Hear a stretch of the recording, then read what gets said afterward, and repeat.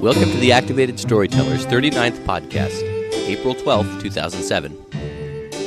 This week's story is Beauty and the Beast, a folktale from France. Hi, I'm Dennis. And I'm Kimberly. And I'm Zephyr. And together we are the Activated Storytellers. Yes, indeed. In fact, we've been together as the Activated Storytellers now for going on 15 years. As national touring for 15 years, actually. Going on 19 years altogether. Yes. We are coming to you today from Chicago, Illinois. And I want to point out that right now you have to drop everything and read. Well, actually, you need to wait till you're done listening to the podcast. Then you need to drop everything and read. How can you drop everything and still hold a book to read? Well, that's all you can hold. Everything else you have to stop. All other activities you have to stop and read. Well, then it should be called Drop Everything Except a Book and Read. Yes, it would, but it wouldn't make quite the nice little acronym that D.E.A.R makes. Right, so if you're washing dishes, drop those dishes and read. It's mandatory. Today is Drop Everything and Read Day, at least the day that this first airs, which is April 12th. It is Drop Everything and Read Day. So get to it. 15 minutes, that's all. Just drop everything and read for 15 minutes. I think it's something we should do every day, but especially today. I remember a few years ago, we did a performance at a school in New York near Rochester, I believe, for Drop Everything and Read. And they had a sleep in there for the students, and every half hour, or every hour, I guess. Yeah, every hour, on the hour, they spent 15 minutes reading. And otherwise, they could stay up all night. They could watch movies. We performed for them. There was another storyteller, musicians. They had a lot of fun activities going on. But at the stroke of whatever hour, 10 o'clock, 9 o'clock, 12 o'clock, 1 a.m., they had to drop everything and read for 15 minutes. And they could sleep, too, if they wanted to. We are in Chicago. We have a full company now. Zephyr has rejoined us. Yes, welcome back, Zephyr. A little bit about Chicago. Last time we were here in Chicago, I guess it was about a year ago, we went down, we actually drugged Zephyr and one of his friends, Matt, we took like a walking tour of downtown Chicago. Had a great time. We actually drugged them to the American Girls Museum. And Zephyr loved it, I have to say. He totally loved it. He thought he wouldn't enjoy it, but he did. I am never going there again. Ever. Ever. Under any circumstances whatsoever, period, end of discussion. Well, why not? They had little dolls that had a beauty shop. They would get their hair done, and they, had clothes, and you could dress up, and there was a tea party. Did you not like one of the dolls you bought? He's not telling.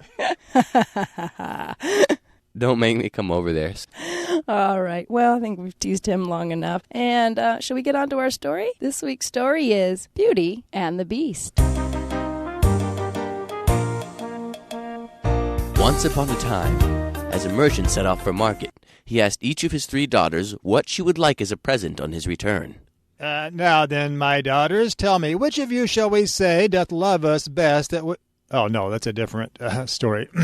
What would each of you like for me to bring you from the market? Well, Father, being that I'm the oldest and the best, of course, I think it'd be fitting that you bring me back a brocade dress. Why, only the finest, like the one that I saw in this catalog right here. Oh, can you get over it? Oh, look at it, look at it, look at it. It's got hoops and everything. Oh, please, Father, if you love me, that is.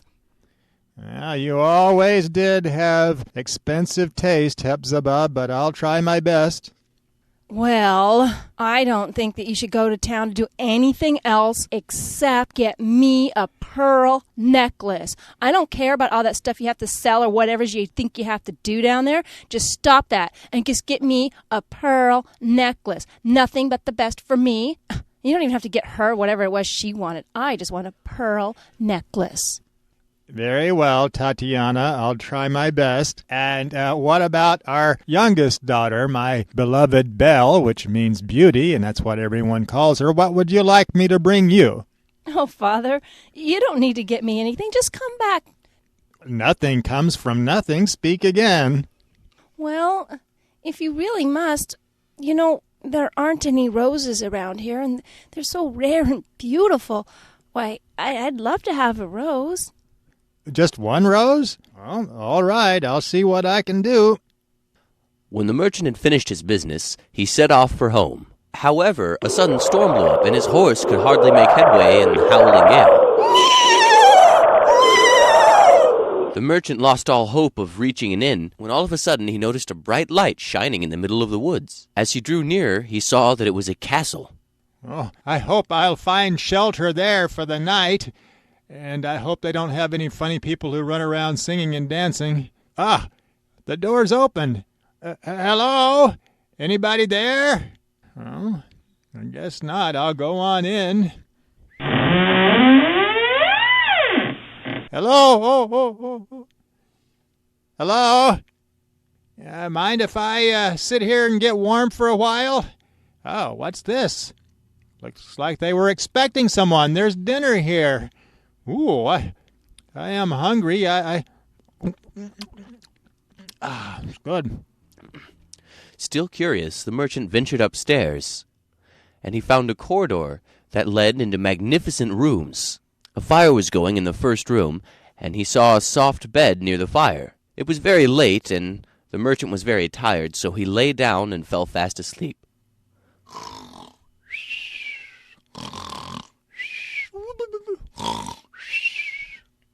When he woke the next morning, someone had placed a mug of steaming coffee and some fruit by his bedside.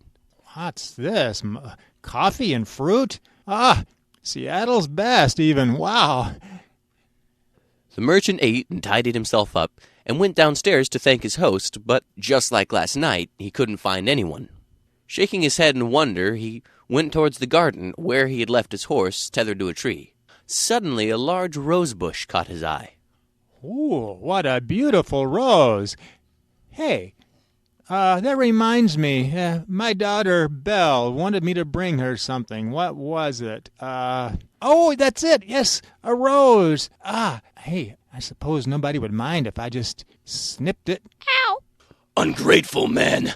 I gave you shelter. You ate at my table and slept in my own bed. But now all the thanks I get is the theft of my favorite flowers.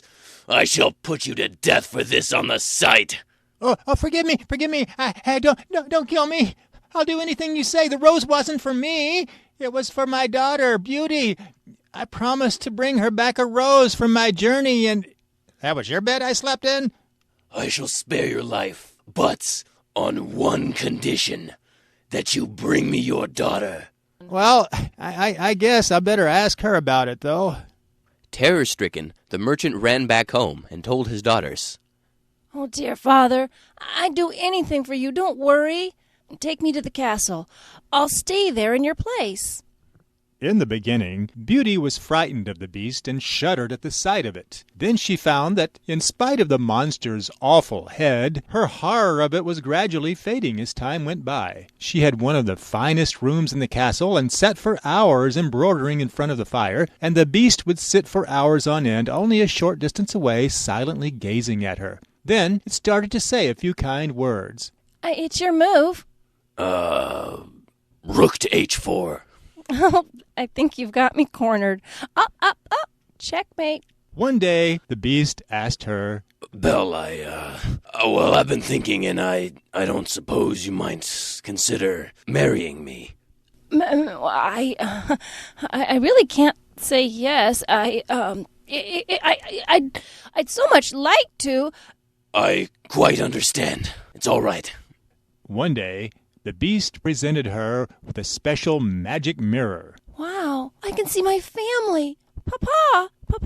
Oh, if only I could go visit him. What's wrong? Oh, my father, why, he's in bed and he looks terribly ill. And, I believe he's close to dying. Oh, how I wish I could go see him again before it's too late. No, you will never leave this castle. But then the beast reconsidered and changed his mind. If you swear that you will return here in 7 days' time, I'll let you go and visit your father. Oh, thank you. You're so kind. Thank you. So she went to visit her father, who had become gravely ill. Papa, I'm back, Papa. Oh, my beautiful Belle. Such a beauty, Belle. Oh, thank you for coming back. It's so good to see you again. You just might help me to recover. Oh, Papa, I'm so happy to be back. Wait, look, Papa. You're walking again. So Beauty stayed with him, and she failed to notice that 7 days had gone by. And then, one night, she had a nightmare. Oh my, what a dream. Why, I dreamt that the beast was dying and he was calling for me. I need to get back. Hurry, give me a good horse. I need a horse, quickly. So she rushed back to the castle. She rushed up the stairs, calling, Beast, oh, don't die, I'll marry you. At these words, a miracle took place. The beast's ugly snout turned magically into the face of a handsome young man. Oh, how I've been longing for this moment. I was suffering in silence and couldn't tell my frightful secret. An evil witch turned me into a monster, and only the love of a maiden willing to accept me as I was could transform me back into my real self. My dearest, I'll be so happy if you'll marry me. I was actually growing rather fond of the beast, but, okay. The wedding took place shortly after, and from that day on, the young prince would have nothing but roses in his garden. And that's why, to this day, the castle is known as the Castle of the Rose. And that was the story of Beauty and the Beast. Now, we just saw a version of this based on the Disney version in North Carolina, and some of Zephyr's friends were in that one. Brandon was in it, and so was Charlotte and Wells, some friends of mine. Yeah, and they did an outstanding job. I have to say, especially we saw Wells was the... Le Fou. Le Fou. He was dynamically funny. Very good. We were very impressed. We've seen Little Theater productions before, and this really far exceeded all of our expectations. Yeah, I would have thought it was a professional theater. These actors up on stage were pros, but it was community theater. Outstanding job. What was the theater that they were at? The Little Theatre of Winston-Salem. Yes, highly recommend their productions if you're in that area. I want to mention something that we talked about on an earlier podcast we promised would be coming soon, and it is very close to being ready and available to the public. Who knows what I'm talking about? House slippers. No, I wasn't making a pair of house slippers, no. Has it a tycoon in the title? It does have a tycoon in the title. And roller coasters? Yes, it does have roller coasters. It has lots of roller coasters. For those of you who have Roller Coaster Tycoon 2, I have actually made Activated Story Park. And Activated Story Park is what, based on the folktales that we do? Yes, it's based around folktales that we do, and it's divided up into 6 different sections, and all of the folk tales from a particular area are grouped around that section. We have America, we have Asia, we have Europe, there's Africa, and then there's South America, as well as a sort of a little bit of a replica inspired by the World's Fair, particularly the one in 1904 where they invented the ice cream cone. So what's going to happen here? People are going to be able to download it from our website, and then what? They are going to be able to manage the park, make changes to it, add their own rides. If you have any ideas for attractions inspired by folk tales, you can throw them in, create new sections to the park. You can go wild with it. Yeah, that sounds like fun. Okay, so be watching for that. It'll be up either this week or next week. Pretty close to launch date here. Not officially announcing a launch date yet, but pretty close. And if you would like to call in and leave us comments, you can now do that. Use your free cell minutes on the weekends and nighttime and call us at 206, that's 206-600-3123. What's the number again? Is it 206-600-3123? I'm not sure. Let's check with Dennis. What's the number? 206-600-3123. I think that'll be the last time we check with Dennis. Yes, that is the number. Give us a call, leave us your comments, and we might even play them on the podcast. We'll see you next week.